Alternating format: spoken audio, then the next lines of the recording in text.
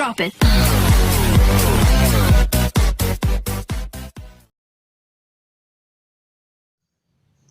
Assalamualaikum warahmatullahi wabarakatuh. Kami dari kelompok 3 yang beranggotakan Anissa Sri Sabani, Dwi Kurniawan, Epi Radiana Muhtar, dan Fadilah Nur Azizah akan memaparkan materi tentang kehamilan kembar. Nah, pemaparan pertama akan disampaikan oleh saya. Yang pertama ada pengertian dari kehamilan kembar. Nah, kehamilan kembar adalah kehamilan dengan 2 janin atau lebih yang membagi 2 uterus yang sama. Nah, kehamilan kembar ini dapat menghasilkan anak kembar 2, 3, 4, 5, dan seterusnya. Nah, kehamilan kembar ini dibagi menjadi 2. Yang pertama ada kehamilan kembar identik atau monozigotik, yang kedua ada fraternal atau dizigotik. Kembar identik atau monozigotik adalah kembar yang diakibatkan oleh fertilisasi satu ovum oleh satu spermatozoa yang kemudian membelah menjadi 2 struktur yang identik. Kembar monozigotik terjadi karena sel telur tunggal terbuahi dan membentuk satu zigot. Kemudian dalam perkembangannya, zigot tersebut akan membelah menjadi embrio yang berbeda. Kemudian kedua embrio tersebut akan berkembang menjadi janin, dan kemudian janin tersebut akan berbagi rahim yang sama. Nah, tergantung dari tahap pemisahan zigot tersebut, kembar identik dapat berbagi amnion atau amnion yang sama atau dapat berbeda amnionnya. Nah, kemudian kedua janin ini dapat berbagi satu plasenta atau biasanya disebut monokarion, dan dapat juga mendapatkan masing-masing satu plasenta atau bisa disebut dikarion. Kemudian ada ciri-ciri dari kembar identik ini. Yang pertama biasanya jenis kelaminnya sama, misalnya perempuan sama perempuan, laki-laki sama laki-laki. Kemudian memiliki golongan darah yang sama, kemudian memiliki struktur genetis yang sama, rupa yang sama, warna kulit yang sama, warna rambut yang sama, dan lain sebagainya. Nah, yang selanjutnya yaitu kembar parental atau dizigotik. Nah, kembar ini terjadi akibat fertilisasi 2 ovum yang berbeda yang secara spontan melepaskan secara bersama-sama pada saat ovulasi oleh 2 spermatozoa. Nah, kembar dizigotik ini berasal dari 2 sel telur dan yang dibuahi oleh 2 sperma yang berbeda, kemudian menghasilkan 2 zigot yang berasal dari 2 sel telur dan 2 sel sperma yang berbeda. Pada saat ovulasi, kadang-kadang manusia bisa melepaskan lebih dari 1 sel telur matang ke tuba Fallopi, sehingga jika sel telur tersebut terbuahi, maka akan menghasilkan lebih dari satu zigot. Nah, kemudian pada kembar dizigotik ini tuh secara genetik tidak jauh berbeda pada kembarannya. Kemudian kembar dizigotik ini tuh berkembang dengan amnion dan plasenta yang terpisah. Kemudian biasanya jenis kelaminnya bisa berbeda atau bisa sama. Nah, yang selanjutnya yaitu frekuensi. Nah, kehamilan kembar ini tuh dipengaruhi oleh ras kulit putih. Di Amerika Serikat, kembar 2 tiap 85 kelahiran, kembar 3 tiap 85 pangkat 2 kelahiran, kembar 4 tiap 85 pangkat 3 kelahiran, kembar 5 tiap 85 pangkat 4 kelahiran. Nah, semakin tinggi kembar yang diperoleh, maka semakin rendah frekuensi di dunia. Nah, kemudian biasanya kelahiran kembar ini tuh hanya bisa menyampaikan 6 kembar, dan frekuensi yang dapat hidupnya itu hanya 5 orang. Nah, mungkin sekian yang bisa saya sampaikan, lebih dan kurangnya mohon maaf. Assalamualaikum warahmatullahi wabarakatuh. Assalamualaikum warahmatullahi wabarakatuh. Saya Epi Radiana Muhtar dengan NIM 11720600032 akan menjelaskan tentang kembar menurut kejadiannya. Nah, kembar menurut kejadiannya itu terbagi atas 2, yaitu ada kembar secara natural dan kembar eksperimental. Yang pertama akan dijelaskan kembar secara natural. Kembar secara natural merupakan kembar yang terjadi secara alami tanpa adanya campur tangan manusia dan biasanya terjadi dengan sendirinya di tubuh individu. Adapun salah satu contohnya kembar natural ini yaitu yang pertama kembar fraternal. Kenapa kembar fraternal termasuk kembar natural? Karena kembar fraternal ini biasanya disebabkan karena genetik si induk. Nah, induknya itu bisa mengeluarkan ovum dari dua ovarium yang berbeda secara bersamaan dalam satu waktu, sehingga ketika terjadinya pembuahan, kedua ovum tersebut dapat terbuahi sehingga terbentuk dua zigot, sehingga membentuk juga dua janin. Untuk selanjutnya ada kembar identik. Nah, kembar identik ini sebenarnya belum diketahui faktor dari lingkungan seperti apa yang menyebabkan dari kembar identik ini. Adapun kembar identik itu pertama-tama ditandai karena terjadi perlambatan nidasi. Nah, hal ini disebabkan karena metabolisme yang melambat pada suatu ovum yang telah dibuahi. Nah, ini menyebabkan terjadi isolasi secara fisiologis dan menyebabkan ada dua kuncup, sehingga kuncup tersebut bisa berkembang, kemudian membelah, dan terbentuklah dua individu atau dua zigot yang kemudian bernidasi dan akhirnya membentuk kembar identik tersebut. Kemudian selanjutnya ada kembar eksperimental. Nah, kembar eksperimental ini terjadi karena adanya usaha seperti penambahan zat tertentu atau perlakuan khusus yang tentunya dengan usaha perlakuan manusia ya,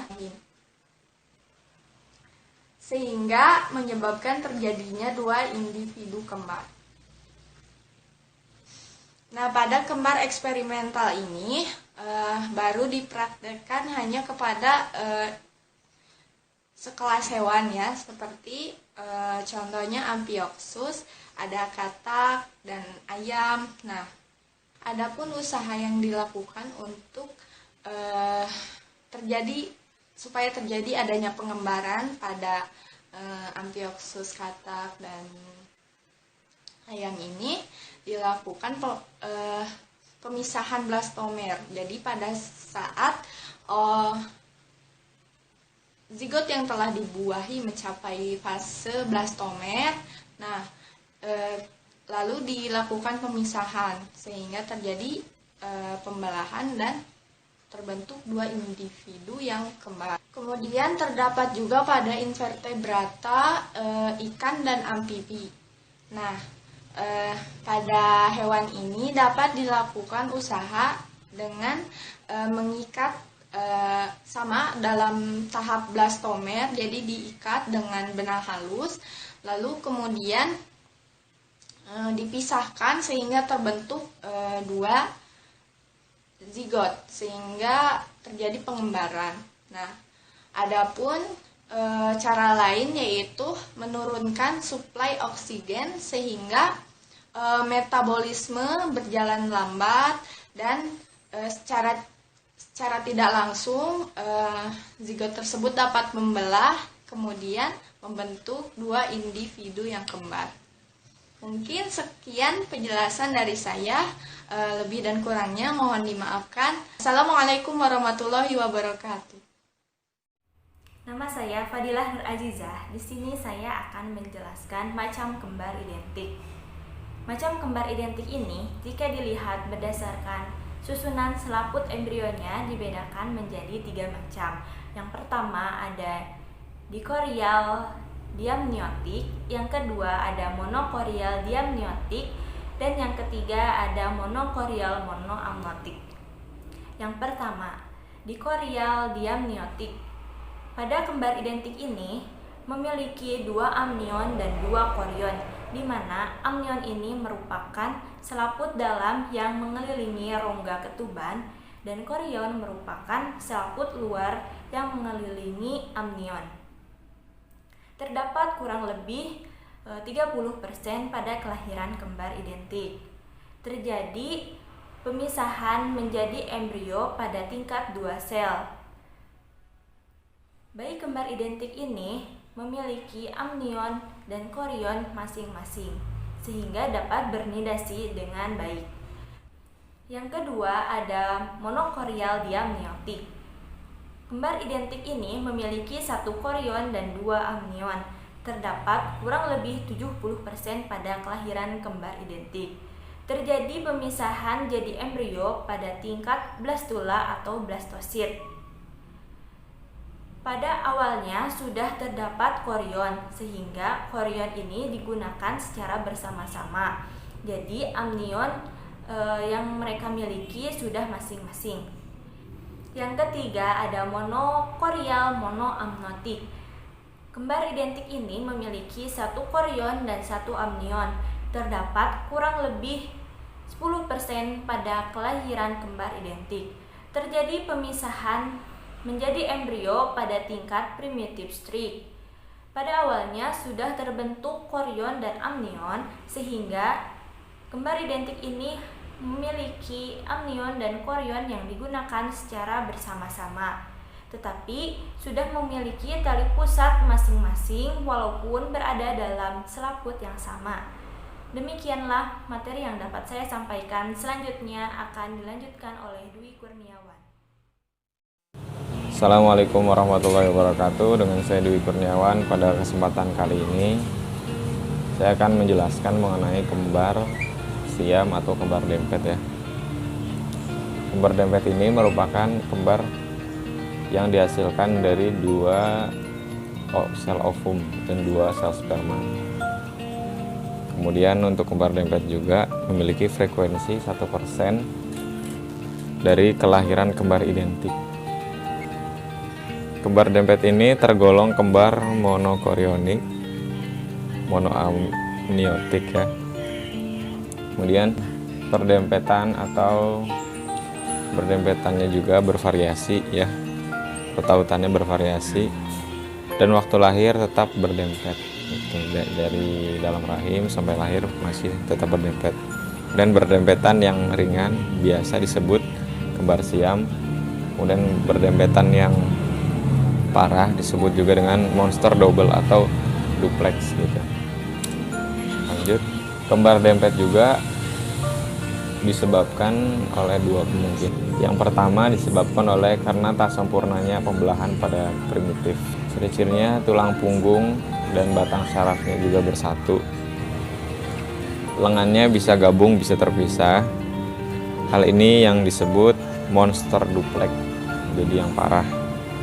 Jenis monster duplex itu berdempetan berhadapan, jadi berdempetan berhadapan sehingga kepala atau perut yang dempet gitu kan. Kemudian berdempetan menyamping sehingga sebelah anggota yang berdempet tak ada, jadi samping kanan kiri. Kemudian berdempetan memunggung, jadi punggungnya yang berdempetan ialah daerah punggung dan seiring juga dengan kepala. Biasanya kepalanya juga ada yang menempel ya. Kemudian berdempetan seimbang atau simetris atau yang tak seimbang. Satu lagi mungkin semacam miniatur atau gumpalan jaringan yang tak utuh atau hanya sebagian tubuh yang melekat pada individu yang tumbuh normal. Jadi ada juga yang kembarnya itu enggak seutuhnya, jadi hanya seperti gumpalan jaringan saja gitu ya. Kemudian yang kedua juga ada karena tak sempurna lapis benih dalam membelahnya ya, yang merupakan kembar dempet yang ringan dan sering dapat dipisahkan dengan jalan operasi karena dempetnya itu tidak yang ekstrim atau tidak yang monster duplex itu, jadi bisa dipisahkan karena nempelnya itu nggak terlalu bermasalah jika dipisahkan. Bisa juga dimaksudkan dengan kembar siam. Kemudian dalam ilmu kedokteran, kembar dempet sering diberi istilah menurut daerah pertautannya. Contohnya dengan imbuhan akhiran pagus, contoh itu torakopagus, dadanya bertaut, dadanya yang berdempet. Jika pinggulnya yang berdempet itu pikopagus, jika kepalanya yang berdempet kraniopagus. Jadi disebutnya itu dari daerah yang berpautnya. Terima kasih, sekian yang saya sampaikan, mudah-mudahan bermanfaat. Wassalamualaikum warahmatullahi wabarakatuh.